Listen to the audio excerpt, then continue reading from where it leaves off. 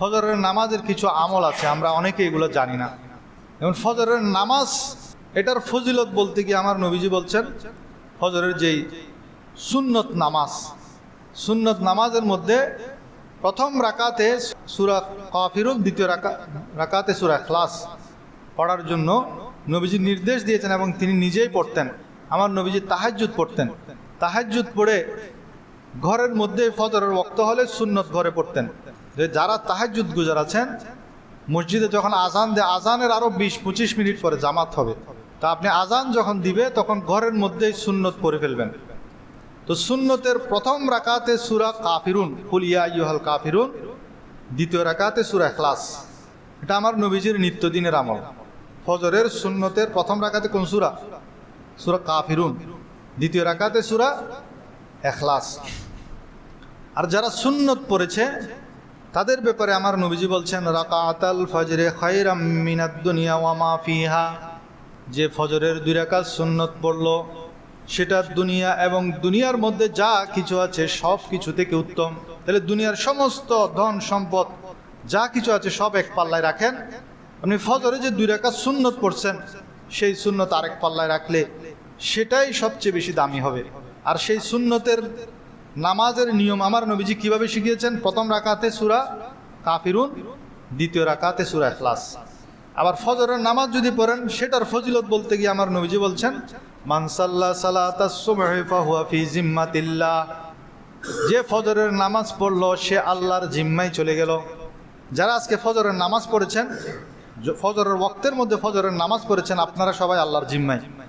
এরপর আমার নবীজি বলছেন সুতরাং তোমরা সাবধান হও যে ফজরের নামাজ পড়েছে তার উপর জুলুম করা থেকে, কারণ কাল কিয়ামতের ময়দানে আল্লাহ তাআলা তোমাকে জিজ্ঞেস করবে, এই যে ফজরের নামাজ পড়েছে, এই রিকশাওয়ালা সে ফজরের নামাজ পড়েছে, আমি যখন তার উপর জুলুম করব কাল কিয়ামতের ময়দানে আল্লাহ তাআলা আমাকে ধরবেন, জিজ্ঞেস করবেন সে ফজরের নামাজ পড়ে আমার জিম্মায় চলে এসেছিল, আমার জিম্মায় থাকা অবস্থায় তুমি কিভাবে তার উপর জুলুম করলে?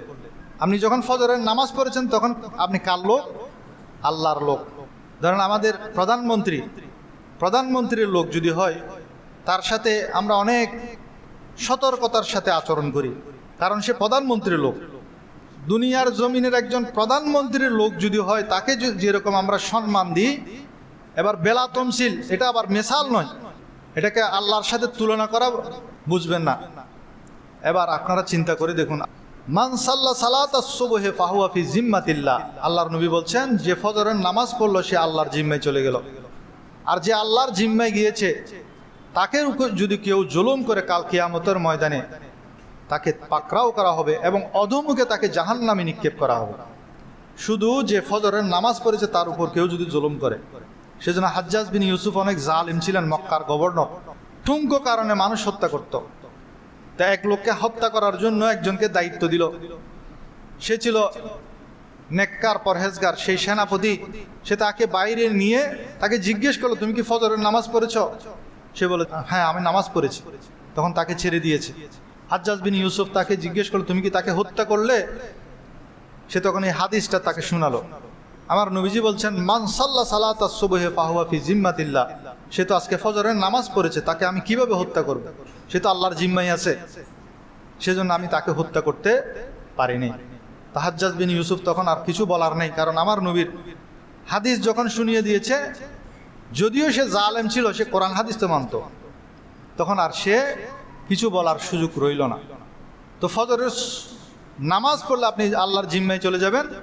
আর ফজরের 2 রাকাত সুন্নতের ব্যাপারে আমার নবীজি বলছেন রাকাতাল ফজরে খায়রুম মিনাদ দুনিয়া ওয়া মা ফিহা, ফজরের 2 রাকাত সুন্নত হলো দুনিয়ার মধ্যে যা কিছু আছে সব কিছু থেকে উত্তম। তো দুনিয়ার যত কিছু আছে সব কিছু এক পাল্লায় রাখেন, আরেক পাল্লায় ফজরের 2 রাকাত সুন্নত রাখেন, সেটাই উত্তম হবে, সেটাই দামি হবে।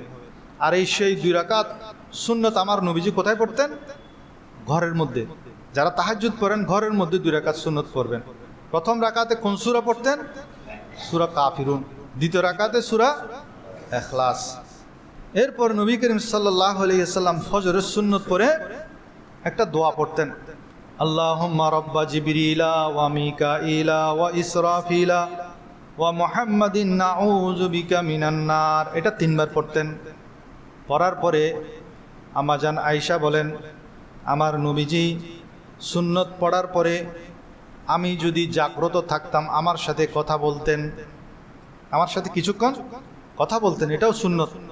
তো আপনি ফজরের সুন্নত যখন ঘরে পড়বেন, এরপরে দোয়াটা যদি জানান দোয়াটা পড়বেন, এরপরে আপনার স্ত্রী যদি জাগন থাকে তার সাথে কথা বলবেন, এটা আমার নবীর সুন্নত। আর আমি যদি ঘুমন্ত থাকতাম আমার নবী আমাকে জাগিয়ে দিতেন। তাহলে আপনি মসজিদে চলে আসবেন, আপনার স্ত্রী যদি ঘুমন্ত থাকে তাকে কি করবেন?